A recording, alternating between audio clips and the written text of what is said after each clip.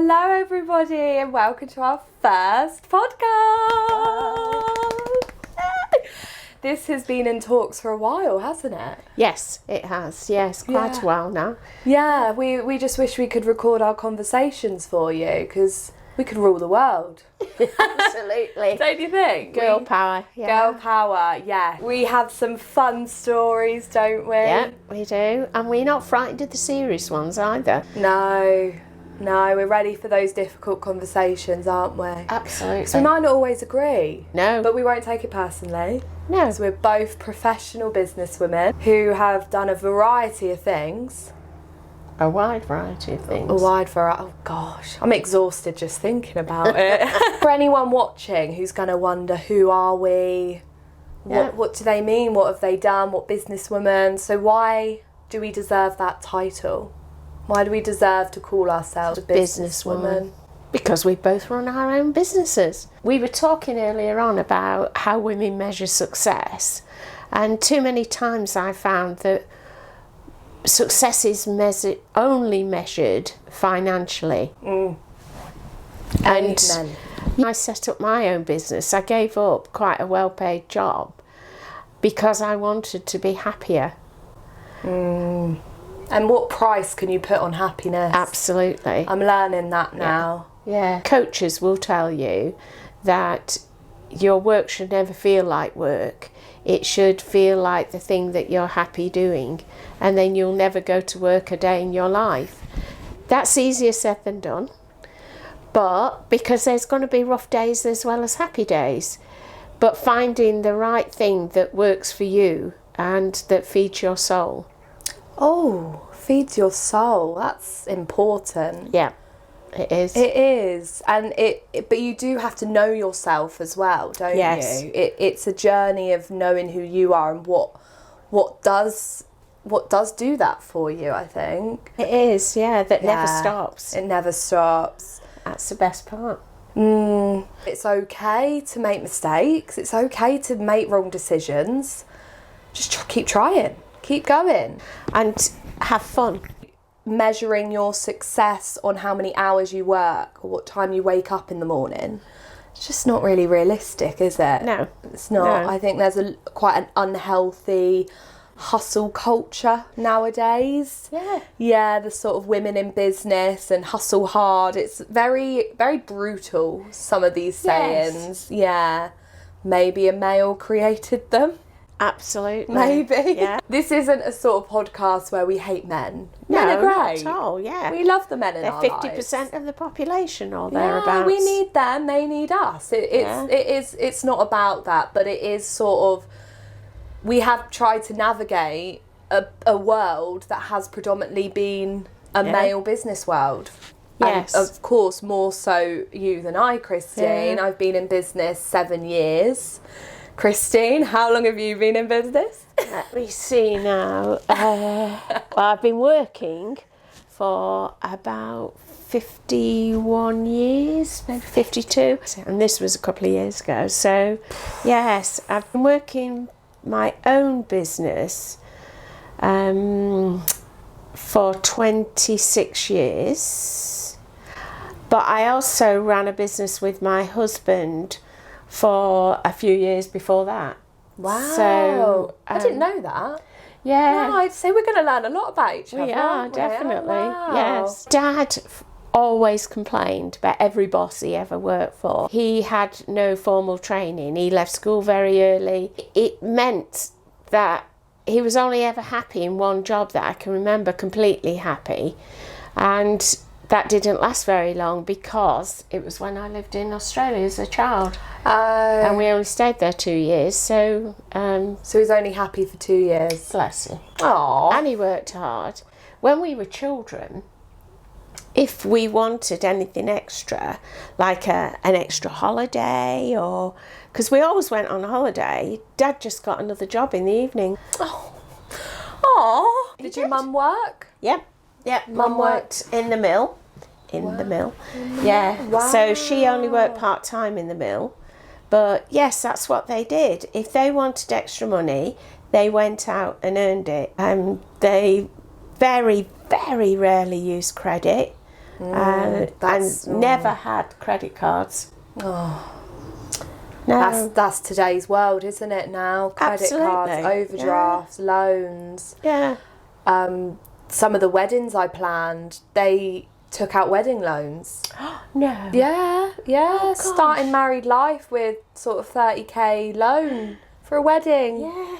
To impress other people. Yeah. Probably from an event planner. That sounds a bit strange, doesn't it? Because I liked those bigger budgets, but it was good that wrong. you feel, yeah. It felt wrong. Yeah. And it's not that I could tell anyone how to spend their money or what to do, but yeah, money now in today's world, there's so much of it though, isn't there? Yes. Is that a good thing?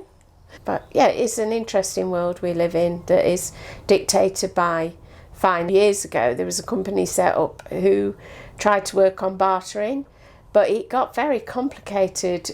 They did it between businesses, but it got quite complicated with how you accounted for it in your accounts and tax, and so it just never really went anywhere. Can you explain what that is? Because I don't know. It's where you exchange goods or services for other goods or services. So you don't actually exchange money. But you exchange value of some sort. Yes, absolutely.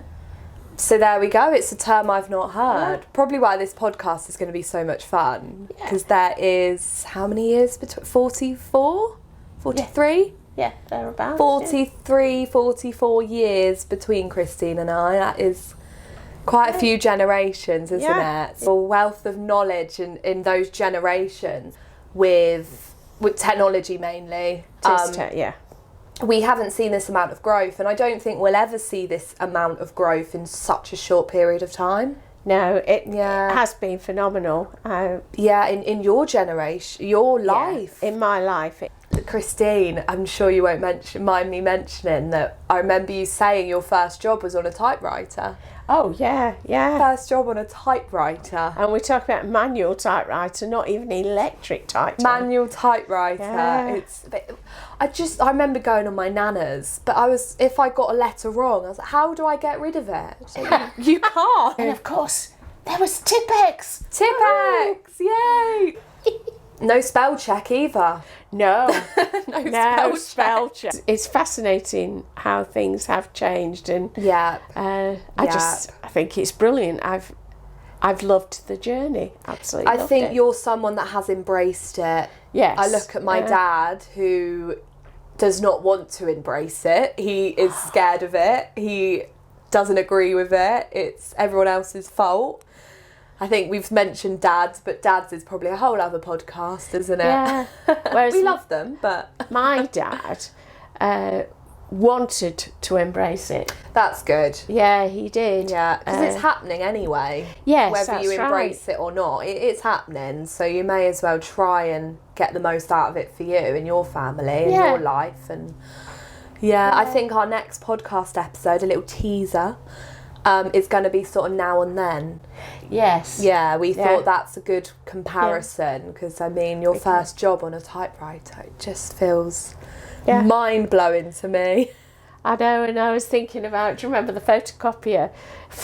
It wasn't a photo... Well, it did use photosynthesis. It was the masters, because they were called masters, were typed on something like an opaque paper.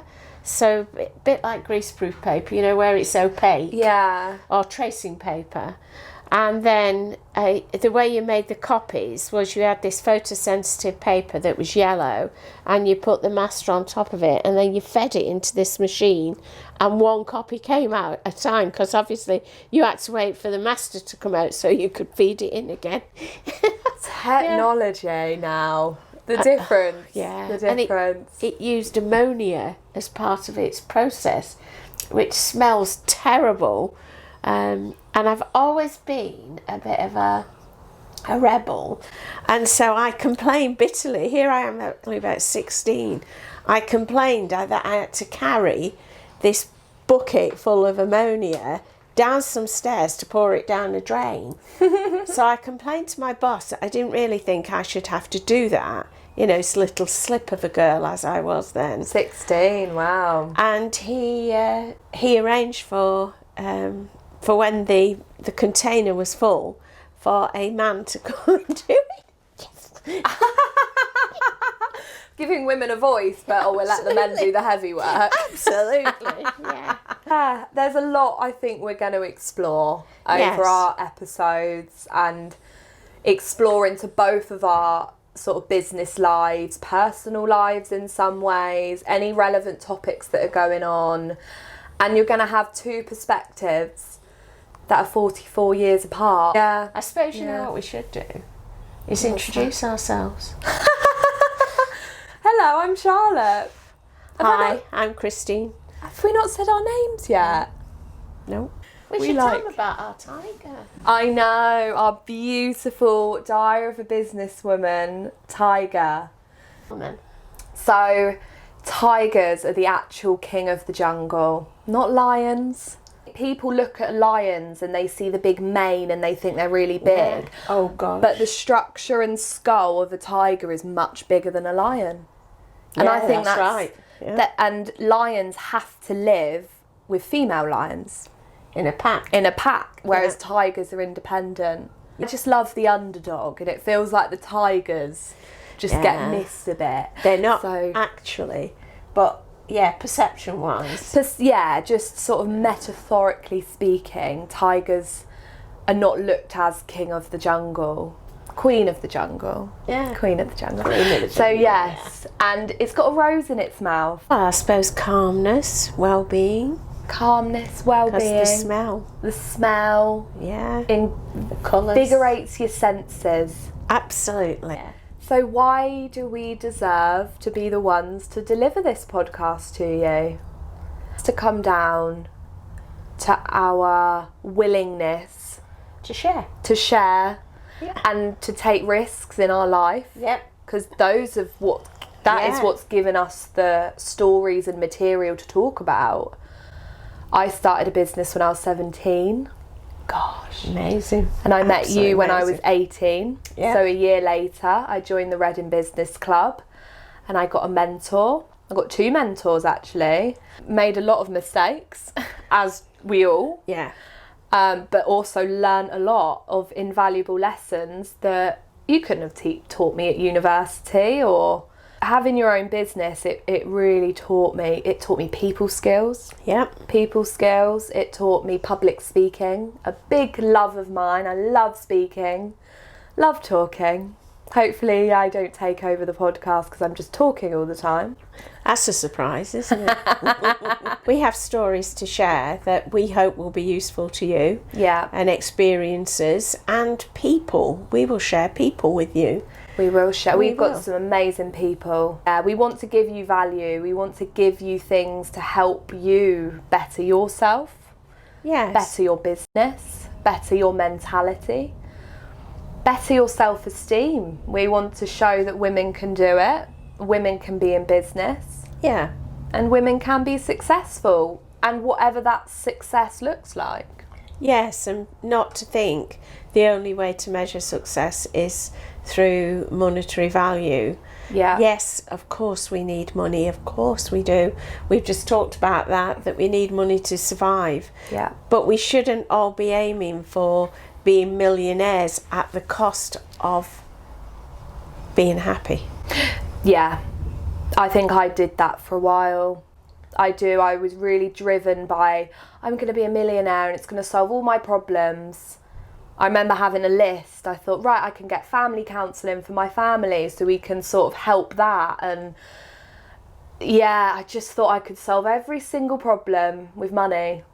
But you can't. No, you can't. And I'm glad at 24 years old I've learnt that early on, because I don't know if everyone learns that in their life. Because society puts the pressure on you. Yeah. You know, we hold up people who are millionaires as something special, but they're not. They're just people like us, and some of them didn't get their millions in very nice ways. So we should not hold them on a pedestal. We should understand that what we do, we should be happy with, and it shouldn't hurt other people to do that. We shouldn't have to hurt people to gain our own happiness or to gain extra money. Still sleep. If you see, we're just a little distracted. We've got the cutest little dog sat between us. Yeah. Hi.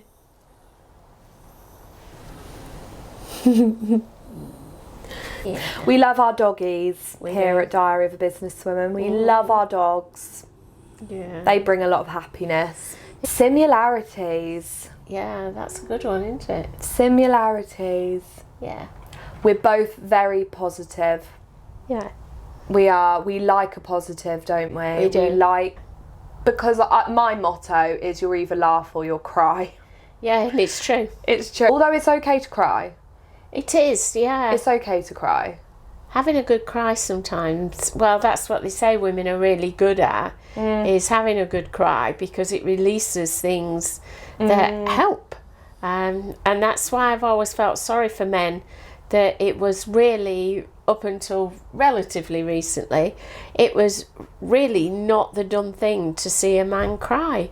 And that's wrong. It's so wrong in so many ways. And our other big similarity is about our education. Yeah. Similar decisions, but for different reasons. Many years apart. Yeah. Yeah, so both left school at 15 and 16. Within my lifetime, you could leave school whenever you really wanted to. And then the government said, no, this is not good, because we're not getting people educated, so they have to stay on till they're 16. And I came back from Australia and I was 15 and a half. I went back to my old school and said I want to come back to school, and I was telling Charlotte this, and they said to me, oh, well, I have to put you back a year because we've no idea how good or bad the education is in Australia.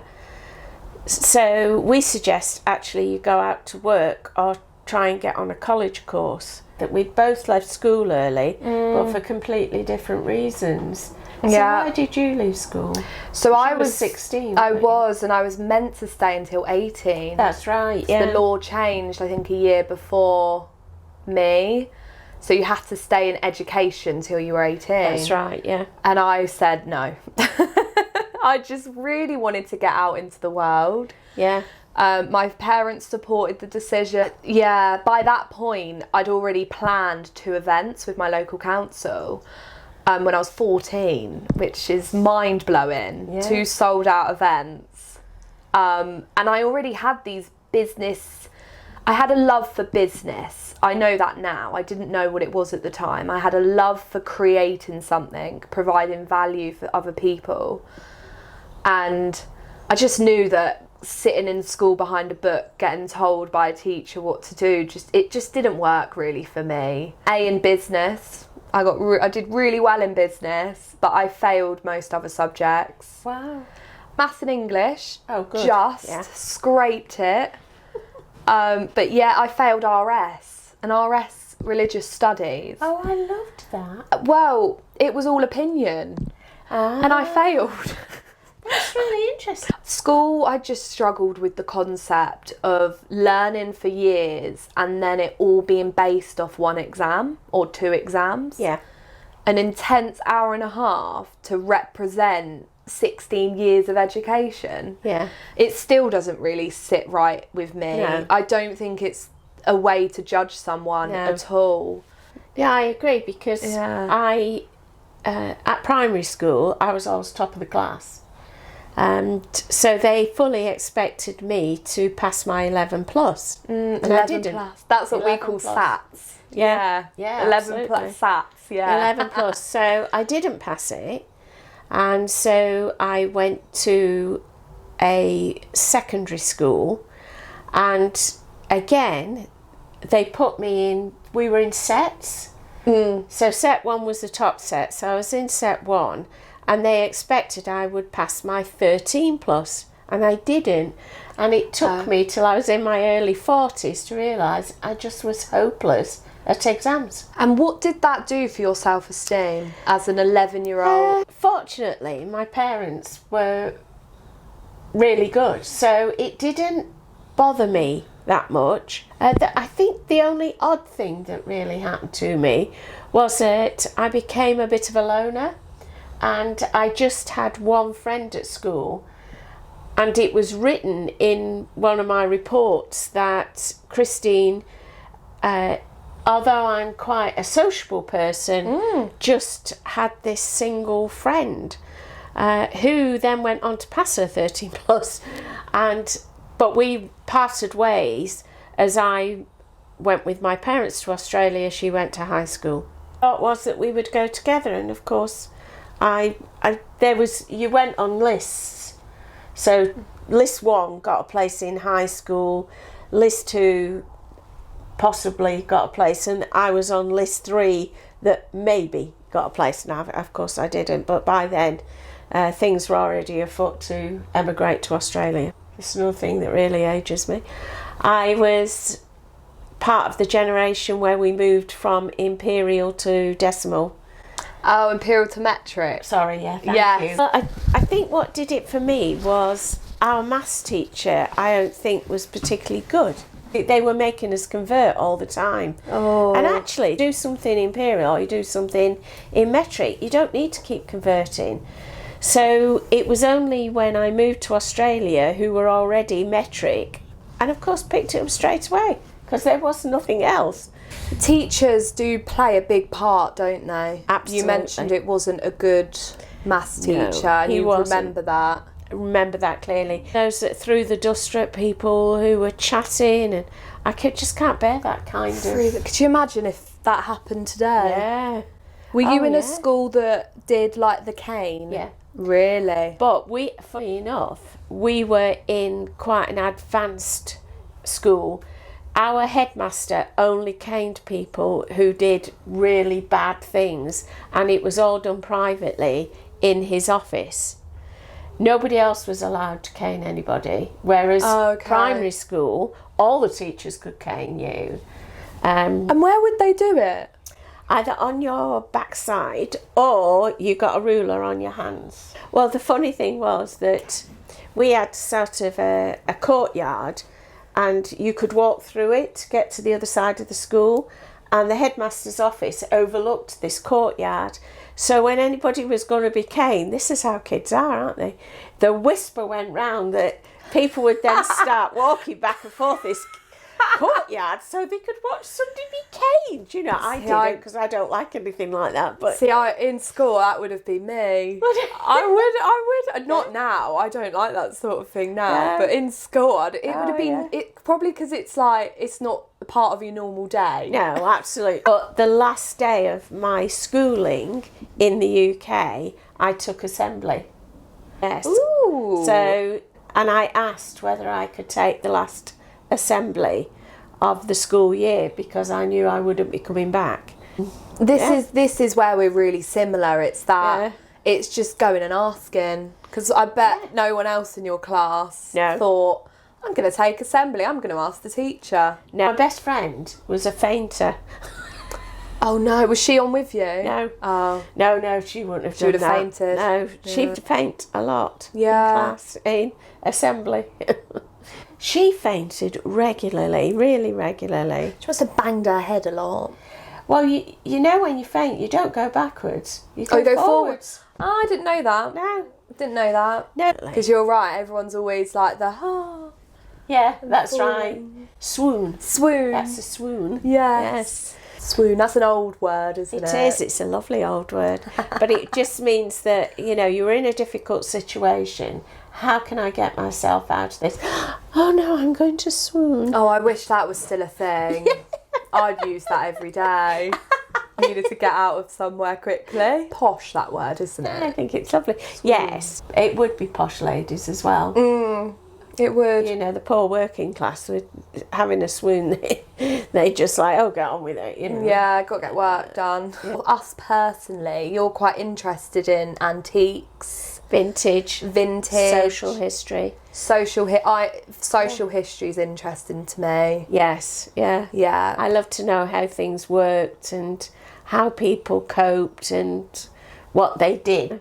We've got a lot of history in our country. Yeah, it's wonderful, isn't it? Some of it not so wonderful. No, it isn't. No. No, some of it not so good. Some of it's horrid. But yeah. I'll tell you what really fascinates me is when people developed a conscience. When was that? But at any time, because when you look about when orphanages were set up, for instance, I mean, obviously they were set up by men on the whole, but you don't know who influenced them to do that. Could have been a woman behind them. But how this sudden you've got all this money, you've accumulated all this wealth. What is it that makes you suddenly notice the poor and those who are struggling, that you want to do something to help them? That's how hospitals started to some extent, was that people paid to have a hospital built so that the poor would have somewhere to get help. Now, you could say, was it because they thought they might lose their servants? I would say they would want to sort of group the poor people so they didn't get the disease and... Oh, you could do. I could imagine there was a lot of judgment, but it was a good thing in the end. What made that man do that? What made him? It was always a man, wasn't it? Well, because they were the ones with the money. I know. Because if a woman was wealthy and she got married, the money was automatically transferred to her husband. What fascinates me is a dowry. Oh, yeah. A dowry. Yes. My dad wouldn't pay a penny to... Well, that's how, if you ever watch Downton Abbey... have you watched Bridgerton? Yes, I've watched some of that. The aristocracy in the UK were spending more than they were earning, and so they were struggling financially. So they welcomed American brides, rich American brides, who brought money and saved the estates. Just shows that wealth, money, it's always held a lot of status and power in our society. Well, they say money can buy anything, and it's... Everyone's got a price. I don't like that saying. No, I don't. But I wonder how true it is. How true is it? What would make you do something you really shouldn't do? What amount would make you? Selling yourself out lasts a lifetime. Say I'd have £1 million to do something I wouldn't want to do. You've sold yourself out for the rest of your life. Yeah. Is that worth the $1 million? No. Depends what it is. But if you've then lost your frame of mind and your mentality... Yeah, or your beliefs. Your beliefs, your motto, your core values, morals. If you've lost that, what have you got? Yeah, that's right. Is there any hope if you haven't got those things? That's why sometimes I cringe at how we hold people with money on pedestals just because they've got money. Just because they've got money, it doesn't mean they've got anything else, does it? No, it doesn't. No. And look, I always think of all the big celebrities and the fame and the money. They've got it all on paper. But most of them are drug addicts. Yeah. Most of them are alcoholics. Yeah. Some of them have committed suicide. Yes. They've got what we commoners, what we have, we think would make them happy, but it doesn't. No. Because they're turning to other substances to try and find that happiness. Yeah, because they can afford to. Because they can afford to. Yeah. But why? What are they trying to escape? Something's... Yes, that's right. What are they trying to escape? Something's going on. Differences. Age. Background, definitely.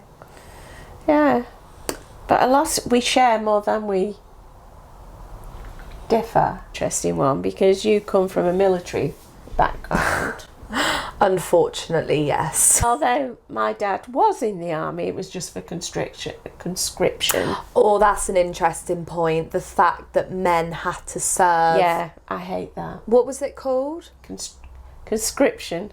Is that what it's when you're called for service for 3 years? I remember my granddad telling me. Yeah, my dad did it. Did he? You had to, didn't you? Yeah, you had no choice. But what They put you in prison if you didn't. There we go. Men were badly treated then. Still have ripple effects today because of the parenting and then the parenting of that and the trauma that's gone through the generations. That must still have impacts today. When my dad was conscripted. That's a long word. Yeah, I couldn't spell it. Made to join the army. He actually loved it. So then Dad was unskilled and took unskilled job. He was a dustbin man for a big portion of his life. They get paid really well now. He wasn't then. No, I bet not then. But now they get really good pay, as they deserve. Do you know what he got? What pay? £14 a week. A week? A week.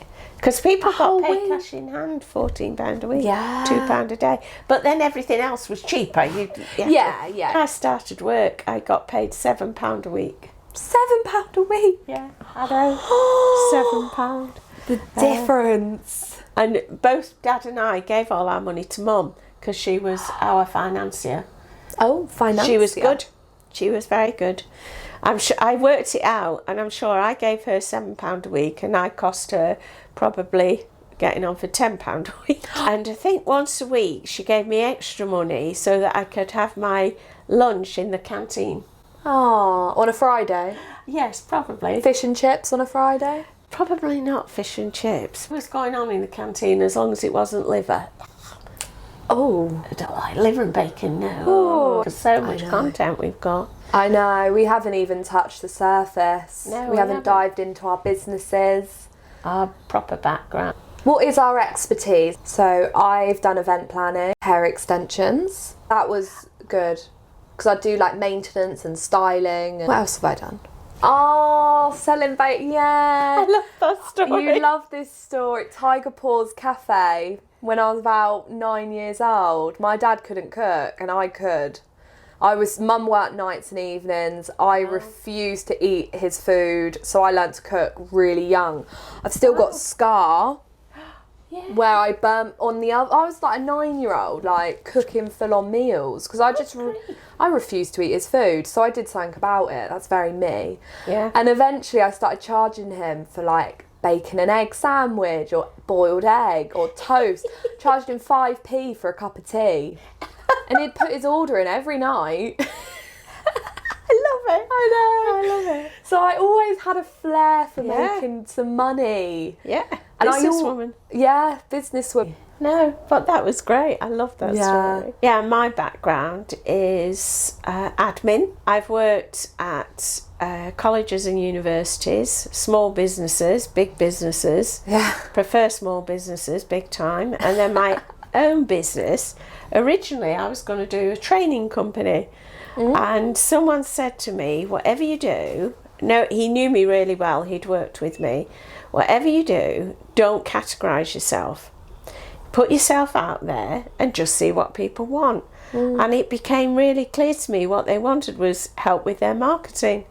So I went and got a qualification in marketing and did that with very small businesses for 20 odd years. So yeah. Tangram. That's right, yeah. Tangram, yeah. I got that because it's a Chinese word, it is a Chinese puzzle. But many years ago someone found a definition and it was a group of individuals coming together to make a whole. And I just love that idea that people come together in a team and they make something together that makes a whole. You should definitely do a podcast episode on marketing and how that has changed. Yeah. How that's developed. That's unbelievable, yeah. Yeah, how that's developed over time. Social media now is... Yeah, king. Yeah. It really is. I'm on all social medias, but I don't agree with it. Highlighting the good parts. Yeah. Just it's not real. But then I use it every day, so I'm a bit hypocritical, really. I love it. I think that we've never ever been able to communicate with clients and customers directly as we can now. Yeah. You can imagine in the past we had to write letters, make telephone calls, go and knock on people's doors. You know, now we can communicate with millions of people in the blink of an eye. I know. So whether you're right, some of it isn't right, but some of it is so right. The doors it opens. Well, should we wrap it up? Absolutely. We'll look forward to speaking to you again. Yes, next time. Yep. This was just sort of who are we, what are we, why us? It was just a fun episode, and we hope you enjoy it too. Thanks for watching and listening and streaming and downloading. We need to get our elevator pitch down there, I think. Yeah, we do. I'm not editing that out. See you soon.